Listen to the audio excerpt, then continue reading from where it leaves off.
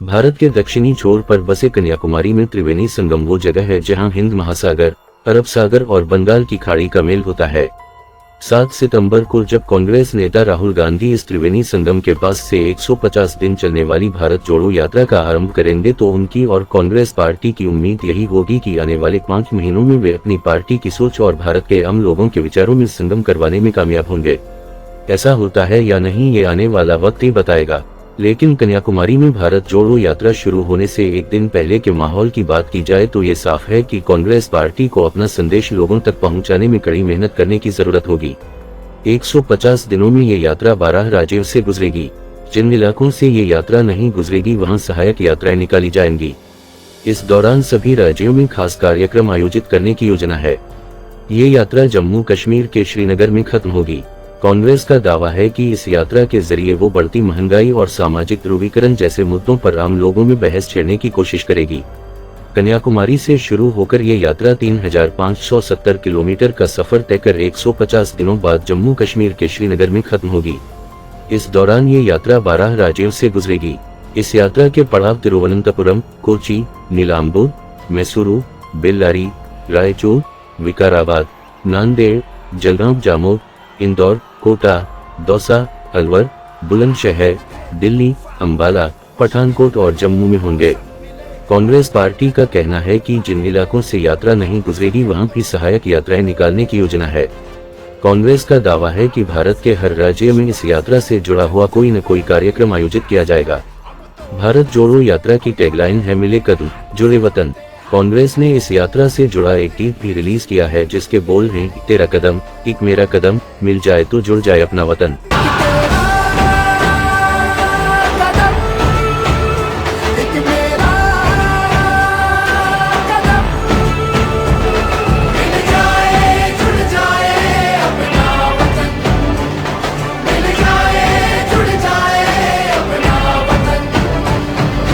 Party का कहना है कि इस यात्रा का मकसद अन्याय के खिलाफ लड़ाई, भेदभाव के खिलाफ खड़े होना और जुर्म के खिलाफ एकजुट होना है।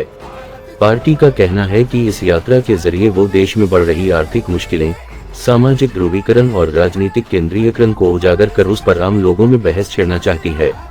राहुल गांधी का कहना है कि इस यात्रा की जरूरत इसलिए पड़ी क्योंकि विपक्ष के सामने और कोई रास्ता ही नहीं है।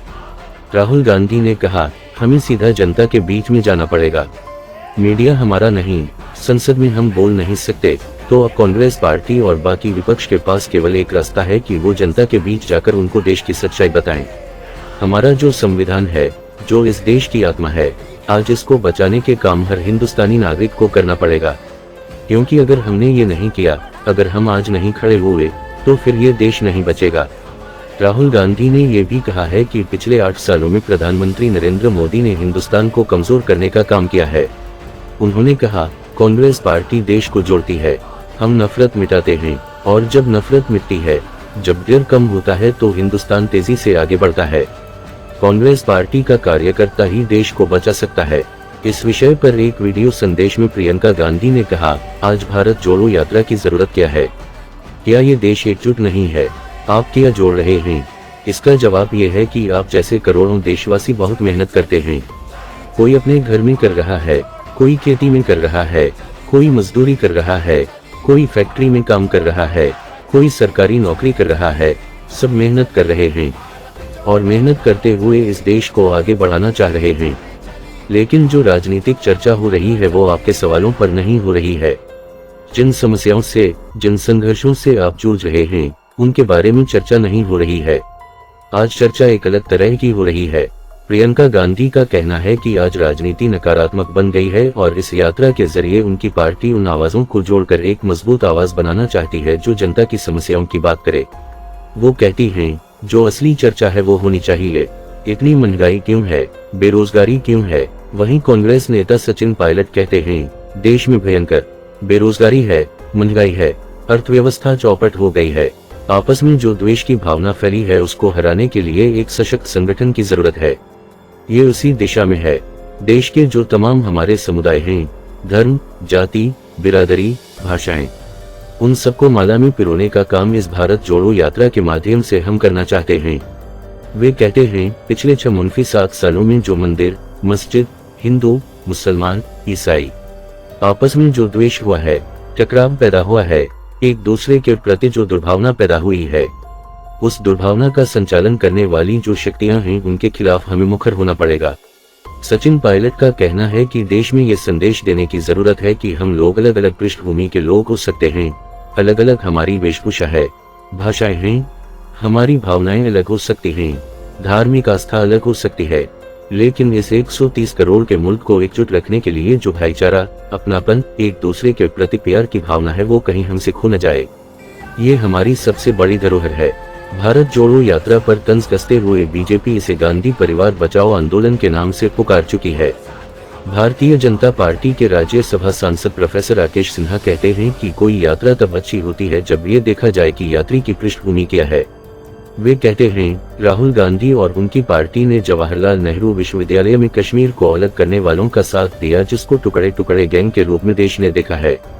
जब भी कोई अलगाववाद की बात होती है और कश्मीर के भारत के साथ एकीकरण की बात होती है या आर्टिकल 370 हटाने की बात होती है, उन सभी परिस्थितियों में राहुल गांधी उन ताकतों के साथ खड़े रहे जो ताकतें भारत को जोड़ना नहीं तोड़ना चाहती है। प्रोफेसर राकेश सिन्हा कहते हैं कि विदेश में जाकर राहुल गांधी उन ताकतों का समर्थन दिखाते रहे हैं जो बाहर से भारत के भीतर की अलगाववादी ताकतों को बढ़ावा देती हैं। इसलिए उनका भारत जोड़ना एक तरह से ढकोसला है, इसका जनता पर कोई प्रभाव नहीं पड़ेगा। उनके मुताबिक कांग्रेस राष्ट्रीय मुद्दों को दलीय मुद्दा बनाकर देखती रही है और पार्टी ने आजादी के अमृत महोत्सव के तहत आयोजित की गई तिरंगा यात्रा में शामिल न होकर अपनी विश्वसनीयता खराब की है। बीजेपी पर कांग्रेस के लगाए गए ध्रुवीकरण के आरोपों पर वे कहते हैं, राहुल गांधी जब मुस्लिम तुष्टीकरण की बात करते हैं तो क्या वो ध्रुवीकरण नहीं है? धारा 370 हटाना देश को तोड़ना है या देश को जोड़ना है, ये पहले राहुल गांधी बता दें। वे कहते हैं, कांग्रेस की डिक्शनरी में भारत जोड़ो तब होता है जब वो सत्ता में होती है और भारत तोड़ो तब होता है जब वो सत्ता से बाहर होती है। Bureau report, Dastak live news.